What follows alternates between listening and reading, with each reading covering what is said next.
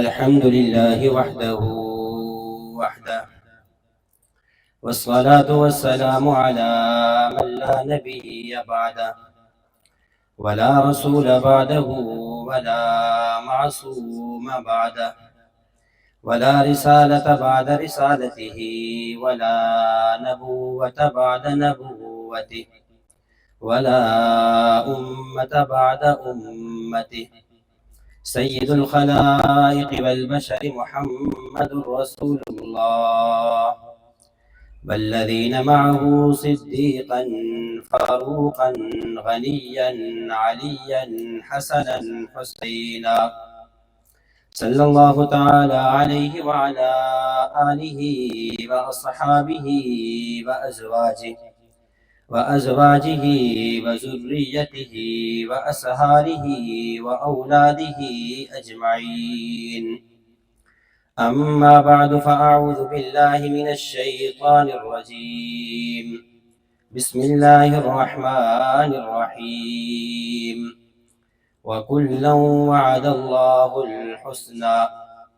عن عمر بن الخطاب رضي الله تعالى عنه قال: قال رسول الله صلى الله عليه وسلم: أكرموا أصحابي فإنهم خياركم، أو كما قال عليه الصلاة والسلام. اللهم صل على سيدنا ومولانا محمد وبارك وسلم عليه. جا زندگی مدینہ سے جھونکے ہوا کے لا، جا زندگی مدینہ سے جھونکے ہوا کے لا، شاید کہ حضور خفا ہوں منا کے لا. کچھ ہم بھی اپنا چہرہ باطن سنوار لیں، کچھ ہم بھی اپنا چہرہ باطن سنوار لیں، صدیق اکبر سے عشق عین و وفا کے لا. دنیا مسلمہ پہ بہت ہی تنگ ہو گئی، فاروق اعظم کے دور کے وہ نقش عدل و وفا کے لا. محروم کر دیا ہمیں جن سے نگاہ نے، محروم کر دیا ہمیں جن سے نگاہ نے، عثمان غنی کے وہ زاویے شرم و حیا کے لا. مغرب کی گلیوں میں مارا مارا نہ پھر اے گدائے علم، مغرب کی گلیوں میں مارا مارا نہ پھر اے گدائے علم، دروازہ علی سے خیرات جا کے لا. باطل سے دب رہی ہے امت رسول کی، باطل سے دب رہی ہے امت رسول کی، منظر حسین سے ذرا وہ کربلا کے لا. قابل صد احترام معزز علماء کرام، عزیز بھائی اور دوستو، مرکز اہل سنہ والجماعت سرگودا کا یہ 16واں سالانہ خانقاہی اجتماع استاد محترم شیخ طریقت متکلم اسلام مولانا محمد الیاس گھمن صاحب حفظہ اللہ کی سرپرستی میں انعقاد پذیر ہے. حضرت استاد محترم دامت برکاتہم العالیہ نے اس مرکز کی بنیاد پورے دین اسلام پر رکھی ہے. دین اسلام نام ہے 5 چیزوں کا: اعتقادات، عبادات، اخلاقیات، معاملات اور معاشرات کا. تو مرکز میں ان مختلف نشستوں میں ہونے والی جو گفتگو ہوگی وہ تقریباً آپ دیکھیں گے انہی عنوانات پر محیط ہوگی. چونکہ بنیاد اعتقادات ہیں، اور اعتقادات میں جس عقیدہ اور نظریہ پر اس وقت آپ کے سامنے چند معروضات عرض کرنی ہیں وہ صحابہ کرام رضوان اللہ علیہم اجمعین کا مقام و مرتبہ ہے. اس عنوان کی مناسبت سے 3 باتیں آپ کی خدمت میں عرض کروں گا. نمبر 1، صحابی کسے کہتے ہیں. نمبر 2، صحابہ کرام کے بارے میں ہمارے عقائد و نظریات کیا ہیں. اور نمبر 3، صحابہ کرام رضوان اللہ علیہم اجمعین کے مقام اور مرتبے کی وجوہ کیا ہیں.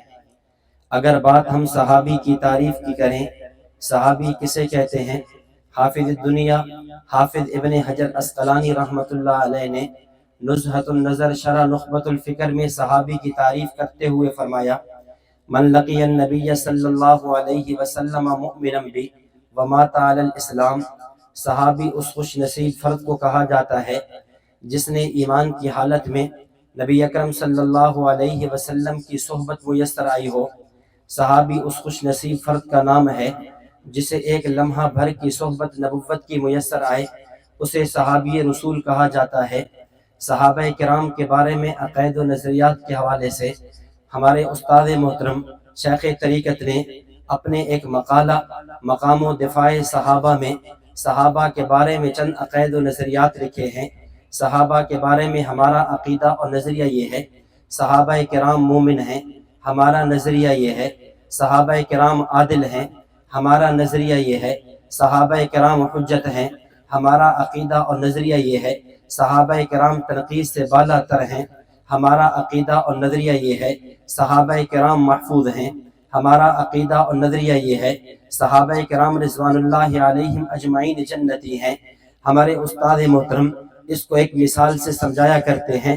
حضرت استاد جی دامت برکاتہم العالیہ فرماتے ہیں کہ جب ہم لفظ صحابی بولتے ہیں یہ سارے عقائد صحابی کے اندر خود بخود آ جایا کرتے ہیں۔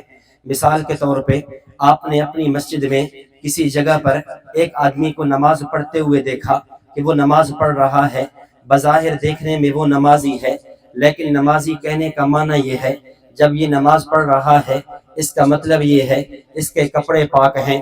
جب نماز پڑھ رہا ہے اس کا معنی یہ ہے اس کا بدن جسم پاک ہے۔ جب نماز پڑھ رہا ہے اس کا معنی یہ ہے کہ جس جگہ پہ کھڑا وہ جگہ پاک ہے۔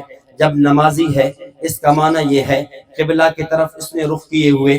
جب نمازی ہے اس کا معنی یہ ہے کہ اس کا جسم بدن سب پاک ہیں۔ بظاہر کہنے میں نمازی ایک خصلت ہے، لیکن یہ باتیں خود بخود سمجھ آ گئیں۔ نمازی کہنے سے اس کے کپڑوں کا پاک ہونا سمجھ آیا، نمازی کہنے سے اس کے جسم کا پاک ہونا سمجھ آیا، نمازی کہنے سے اس کی جگہ کا پاک ہونا سمجھ آیا، نمازی کہنے سے قبلہ رخ ہونا سمجھ آیا، نمازی کہنے سے نماز کا وقت ہونا سمجھ آیا۔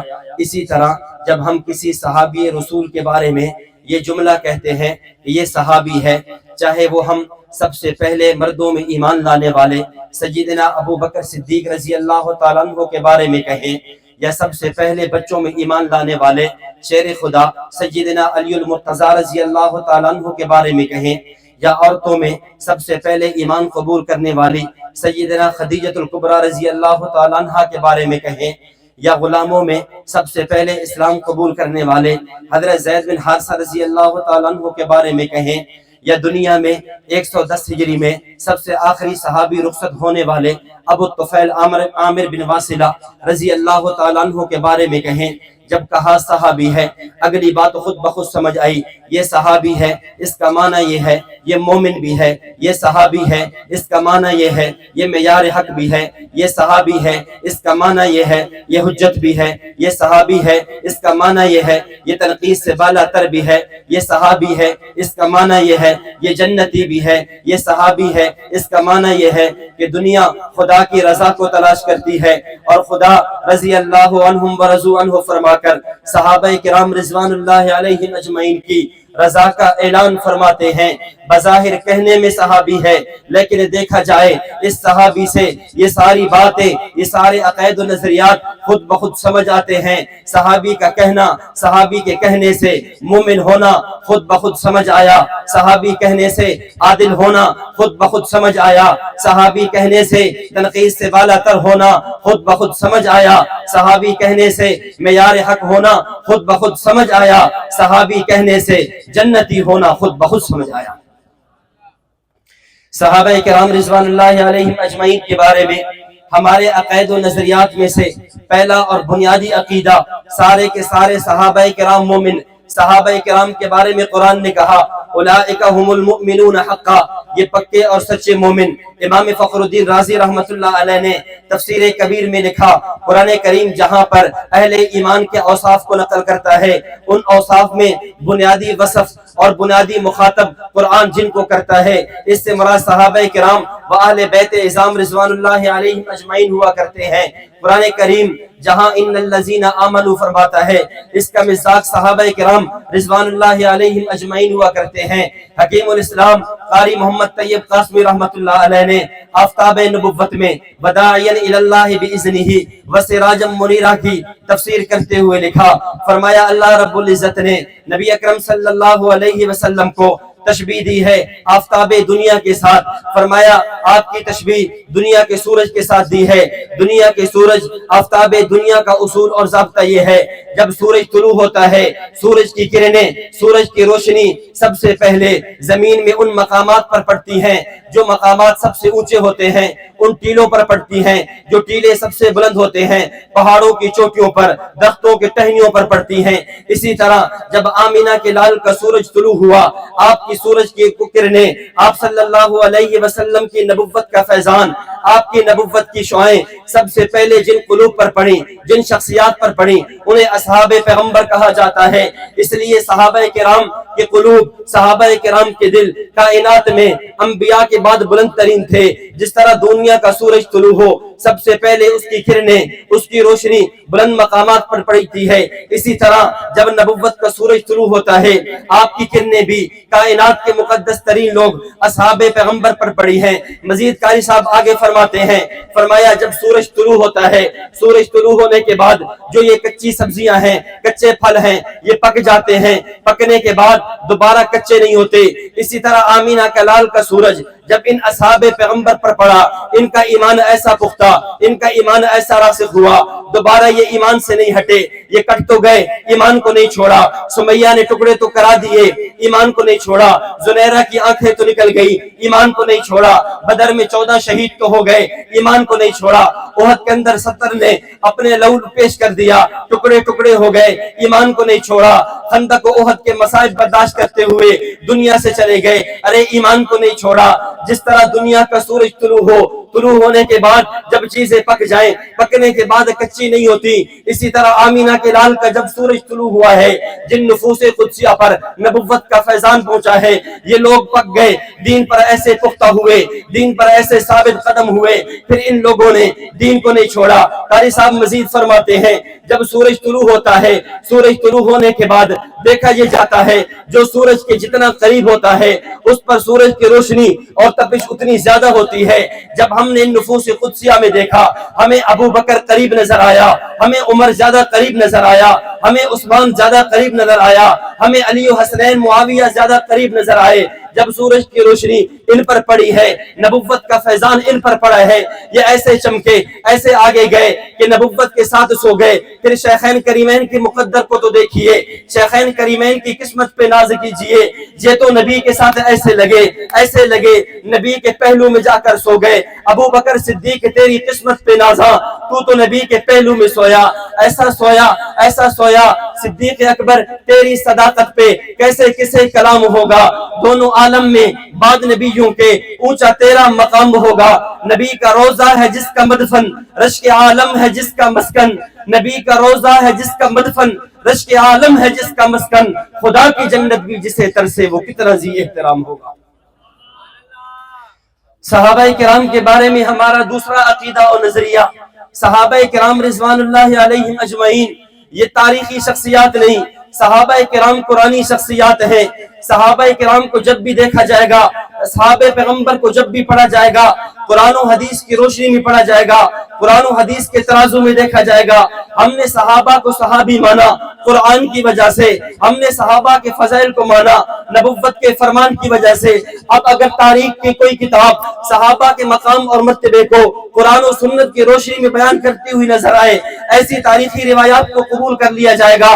لیکن اگر تاریخی روایات صحابہ کے مقام اور مرتبے کے خلاف نظر آتی ہیں، قرآن صحابہ کے فضائل کو بیان کرے، نبوت صحابہ کے فضائل کو بیان کرے، اور تاریخ تبری والا صحابہ پہ نقد کرے، تاریخ البدایہ والنہایہ والا صحابہ پر نقد کرے، صحابہ پر اعتراض کرے، تان و تشریح کرے، علامہ ابن خلدون صحابہ پہ نقد کرے، ہم ایسی تاریخ کو نہیں لیں گے۔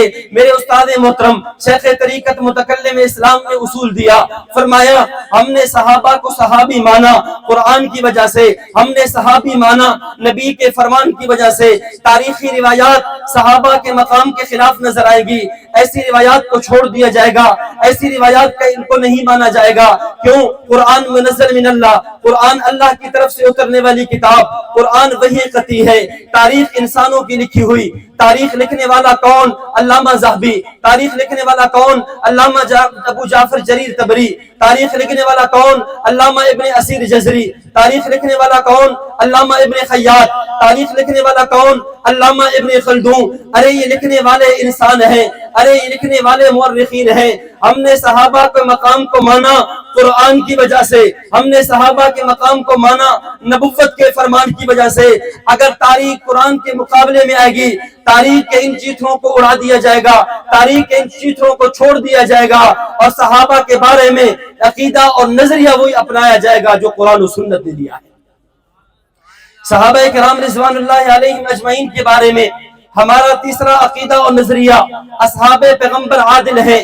علامہ ابن عبد البر المالکی نے لکھا ان الصحابہ کلہم عدول مرضیون، صحابہ سارے کے سارے عادل، اللہ کی طرف سے رضا کا اعلان ہو چکا. اب صحابہ کرام رضوان اللہ علیہم اجمعین کو قرآن نے عادل کہا ہے، حدیثوں نے صحابہ کرام کی عدالت کو بیان کیا ہے. لہذا صحابہ کرام پر اگر کوئی جرح کرے گا، اگر کوئی تنقید کرے گا، اس کی تنقید کو، اس کی جرح کو قبول نہیں کیا جائے گا. یہی وجہ ہے علماء کرام موجود ہیں.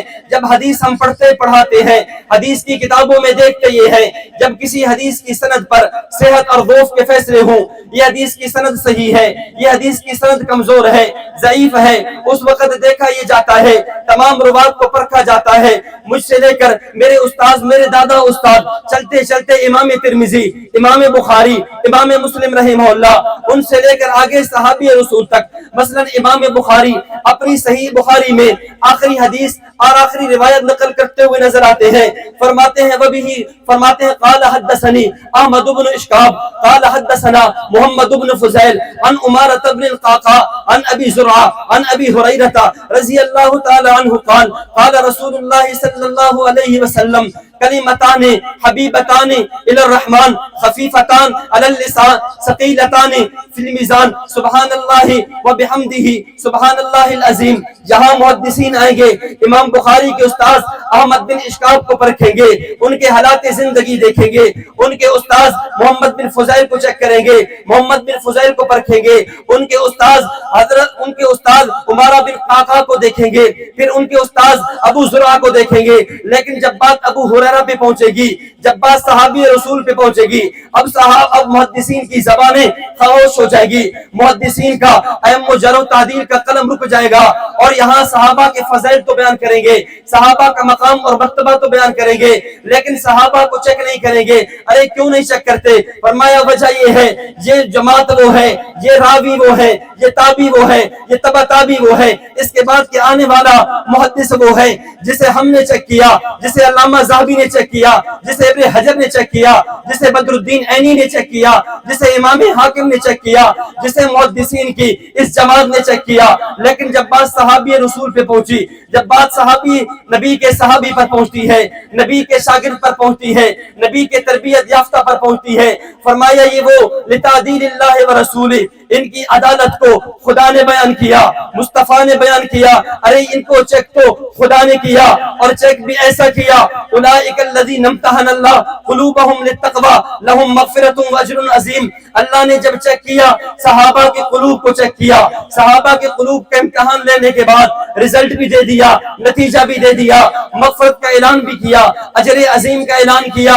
یہ بعد والے وہ جنہیں ہم چیک کرتے ہیں، صحابی پیغمبر وہ جنہیں خدا نے چیک کیا، جسے خدا چیک کر کے عدالت کا سرٹیفکیٹ دے دے. بعد والوں کے لیے کسی کے لیے گنجائش نہیں بچتی، کسی کے لیے اجازت نہیں بچتی کہ وہ صحابی کو چیک کرتا بھی نہیں. صحابہ کرام رضوان اللہ علیہم اجمعین کے اگر بات مقام اور مرتبے کی کریں، مقام اور مرتبے کی وجوہ کیا ہے؟ ان وجوہات میں سے پہلی وجہ ان کا صحابی رسول ہونا ہے، صحبت نبوت ہے ان کے مقام اور مرتبے کی. دوسری وجہ میرے پیر و مرشد حضرت متکلم اسلام فرمایا کرتے ہیں صحابہ کرام کے مقام اور مرتبے کی دوسری وجہ یہ ہے انہوں نے نبی کی آرزو کو، نبوت کی آرزو کی تکمیل کی ہے. حضرت فرماتے ہیں اللہ رب العزت نے اللہ تعالیٰ کے آخری نبی حضرت محمد مصطفیٰ احمد مجتبیٰ صلی اللہ علیہ وسلم کی 3 خواہشیں تھیں، تین آرزویں تھیں، تین امیدیں تھیں. پہلی خواہش یہ کہ میرا دین کچے پکے مکان مشرق مغرب شمال و جنوب میں پہنچ جائے. نبوت کی دوسری خواہش، نبوت کی دوسری تمنا یہ تھی، فرمایا کہ میری گھر کی زندگی باہر آ جائے، میری خلوت کی زندگی جلوت میں آ جائے. نبوت کی تیسری خواہش یہ تھی میں اللہ کے راستے میں شہید ہو جاؤں. اللہ نے نبی کے ان تینوں خواہشوں کو پورا کرنے کے لیے صحابہ کرام کی جماعت دی. فرمایا پہلی خواہش کہ میرا دین پوری دنیا میں پہنچ جائے، اس کے لیے اصحاب پیغمبر دیے. نبی کی یہ خواہش میری گھر کی زندگی باہر پہنچ جائے، میرا گھر کا دین باہر پہنچ جائے، اس کے لیے ازواج پیغمبر دی. نبوت کی یہ خواہش میں اللہ کے راستے میں شہید ہو جاؤں، اس کے لیے اولاد پیغمبر دی. پتہ یہ چلا اصحاب پیغمبر یہ بھی نبی کی آرزو اور نبی کی خواہش اور تمنا کی تکمیل کا نام. ازواج پیغمبر یہ بھی نبی کی تمنا کی تکمیل کا نام. اولاد پیغمبر یہ بھی نبی کی تمنا کی تکمیل کا نام. پھر صحابہ کرام نے آپ کی اس خواہش کی تکمیل کیسے کی؟ صحابہ کرام مکہ المکرمہ مدینہ المنورہ کو چھوڑ کر عرب عجم شمال مشرق مغرب جنوب میں پہنچ گئے، دنیا میں پہنچ گئے. آج سیر نگاروں کے مطابق اگر جنت البقیع جنت المعلا میں مدفون صحابہ کرام کی تعداد کو دیکھا جائے وہ 10 سے 15 ہزار بنتی ہیں، اس سے زیادہ نہیں بنتی. سوال یہ ہے 1,24,000 کم و بیش صحابہ میں باقی کہاں چلیں گے؟ تو بدبان حال جواب یہ ملتا ہے یہ دنیا کے چپے چپے میں پہنچے، نبی کی خواہش کی تکمیل کی، نبوت کے دین کو پھیلایا. اسی بات کو شاید شاعر مشرق علامہ اقبال نے یوں فرمایا تھا کہ تھے ہمیں ایک تیرے مارکا اراؤ میں، تھے ہمیں ایک تیرے مارکا اراؤ میں، خشکیوں میں لڑتے کبھی دریاؤں میں، دی اذانیں یورپ کے کلیساؤں میں، کبھی افریقہ کے تپتے ہوئے صحراؤں میں. سازشتی نہ تھی آنکھوں میں جہانداروں کی، کلمہ پڑھتے تھے ہم چھاؤں میں تلواروں کی، ٹل نہ سکتے تھے اگر جنگ میں اڑ جاتے تھے، پاؤں شیروں کے بھی میدان سے اکھڑ جاتے تھے.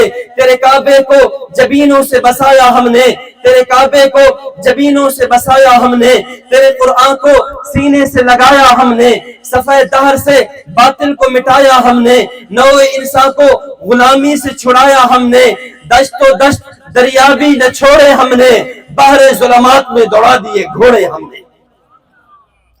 تو صحابہ کرام نے، ازواج پیغمبر نے، آل پیغمبر نے نبی کی خواہش کی تکمیل کی ہے. اسی وجہ سے اصحاب پیغمبر یہ بھی ہمارا ایمان، ازواج پیغمبر یہ بھی ہمارا ایمان، اولاد پیغمبر یہ بھی ہمارا ایمان. صحابہ کرام کے مقام اور مرتبے کی تیسری وجہ یہ ہے صحابہ کرام کے اندر کمال اتباع، کمال محبت، کمال عشق تھا. تاریخ کی کتابیں، سیرت کی کتابیں بتلاتی ہیں بدر کے میدان میں نکلنے لگے، اللہ کے نبی نے صحابہ سے مشورہ لیا. حضرت مقداد بن اسود رضی اللہ تعالیٰ عنہ فرمانے لگے یا رسول اللہ ہم قوم بنی اسرائیل کی طرح نہیں ہیں جنہوں نے اپنے نبی موسیٰ علیہ السلام کو کہا تھا اذهب انت وربک فقاتلا انا ہاہنا قاعدون، اے موسیٰ تو جان تیرا رب تیرا خدا جانے، ہم تو جانے والے نہیں. یا رسول اللہ نقاتل عن یمینک، نقاتل عن شمالک، نقاتل عن یدیک، عن خلفک. یا رسول اللہ ہم آپ کے ساتھ ہیں، ہم آپ کے دائیں لڑیں گے، ہم آپ کے بائیں لڑیں گے، ہم آپ کے آگے لڑیں گے، ہم آپ کے پیچھے لڑیں گے. یا رسول اللہ آپ سمندروں میں غوطہ دینے کا حکم دیں گے، ہم سمندروں میں غوطہ زن ہو جائیں گے. صحابہ کرام کی کمال محبت، کمال اتباع یہ ہے. غزوہ احد میں حضرت ابو دجانہ تیر پہ تیر کھا رہے ہیں، نبوت کا تحفظ کر رہے ہیں، نبوت کا دفاع کر رہے ہیں. الغرض صحابہ کی تاریخ بتلاتی ہے، مطالعہ بتاتا ہے صحابہ کرام نے ایسی محبت کی.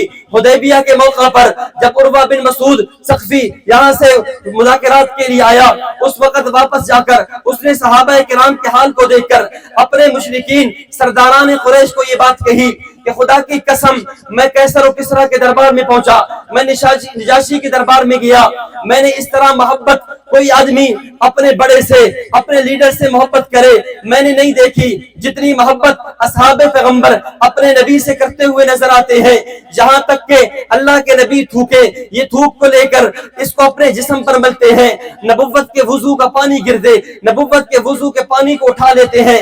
الغرض صحابہ کرام نے نبوت کے ساتھ محبت کی، نبوت کی کمال اتباع کی. اس سے ہمیں درس اور عقیدہ یہ ملتا ہے ہم صحابہ کرام رضوان اللہ علیہم اجمعین نے جیسے نبوت کے ساتھ محبت کی، نبوت کی اتباع کی، ہم صحابہ کرام رضوان اللہ علیہم اجمعین کے نقش قدم پر چلتے ہوئے اللہ کے نبی کے ساتھ محبت کریں، اللہ کے نبی کے اوامر کو پورا کریں، منہیات سے بچیں۔ اسی طرح صحابہ کے بارے میں اپنے عقائد و نظریات کو بھی ٹھیک رکھیں، صحابہ کرام رضوان اللہ علیہم اجمعین کی زندگی کو اپنا اسوہ حسنہ بنائیں۔ اگر کوئی آدمی صحابی پر اعتراض کرے اس کا جواب بھی دے۔ میرے شیخ محترم، استاد محترم، متکلم اسلام مولانا محمد الیاس گھمن صاحب حفظہ اللہ نے جہاں دین کے دیگر شعبوں میں کام کیا وہاں اصحاب پیغمبر کا بھی دفاع کیا۔ سیدنا ابو بکر صدیق رضی اللہ تعالیٰ عنہ کے نام پر کتاب لکھ کر حضرت ابو بکر صدیق کی سیرت کو بھی لکھا، سوانے کو بھی لکھا، ابو بکر صدیق پر ہونے والے اعتراضات کے جوابات بھی دیے۔ حضرت عمر رضی اللہ تعالیٰ عنہ کے نام پر کتاب لکھ کر حضرت عمر کی سیرت کو بھی لکھا، سوانے کو بھی لکھا۔ عمر رضی اللہ تعالیٰ عنہ پر ہونے والے اشکالات، شبہات اور اعتراضات کے جوابات بھی دیے۔ حضرت عثمان کی زندگی کی سیرت پر، سوانے پر کتاب بھی لکھی، حضرت عثمان پر ہونے والے اشکالات و اعتراضات کے جوابات بھی دیے۔ اور ان قریب استاد جی کی خواہش یہ ہے، استاد جی کی محنت یہ ہے، حضرت علی المرتضیٰ رضی اللہ تعالیٰ عنہ پر بھی کتاب آ جائے۔ حضرت استاد جی اس پر بھی کام فرما رہے ہیں، حضرت علی کی سیرت بھی آئے گی، سوانے بھی آئے گی، اس پر ہونے والے اشکالات و اعتراضات کے جوابات آئیں گے۔ حضرت امیر معاویہ رضی اللہ تعالیٰ عنہ کے نام پر کتاب لکھ کر حضرت امیر معاویہ کی سیرت بھی لکھی، سوانے بھی لکھی، حضرت امیر معاویہ پر ہونے والے اشکالات و اعتراضات و شبہات کے جوابات بھی دیے۔ اسی طرح حضرت حسین رضی اللہ تعالیٰ عنہ کی سیرت بھی لکھی، واقعہ کربلا دلائل کی روشنی میں لکھا، دلیل کی دنیا میں لکھا۔ اسی طرح خوارج و نواصب کی طرف سے حضرت حسین پر ہونے والے اعتراضات کے جوابات بھی دیے۔ میرے دوستو، اب ضرورت اس بات کی ہے ہم صحابہ کرام کے بارے میں اپنے عقائد و نظریات کو بھی ٹھیک کریں، صحابہ کرام کی سیرت کو پڑھیں، سوانے کو پڑھیں۔ حضرت استاد محترم دامت برکاتہم العالیہ نے یہ علمی ذخیرہ لکھ کر آپ کے حوالے کر دیا۔ حضرت استاد جی نے احسان فرمایا، ہمیں ہمارے حوالے کیا، آپ کے حوالے کیا، اس لیے ہم ان کتب کا مطالعہ کریں، ان کتب کو پڑھیں، صحابہ کرام پر ہونے والے شبہات، اشکالات، ان کے جوابات دیں۔ اللہ تعالیٰ سے دعا ہے اللہ تعالیٰ صحابہ کرام کے بارے میں عقائد و نظریات کو درست رکھ پر صحابہ کرام پر ہونے والے شبہات اور اشکالات ان کے جوابات دینے کی توفیق عطا فرمائے۔ استاد محترم دامت برکاتہم العالیہ کے علوم و معارف سے ہمیں صحیح معنوں میں فیضیاب ہونے کی توفیق عطا فرمائے۔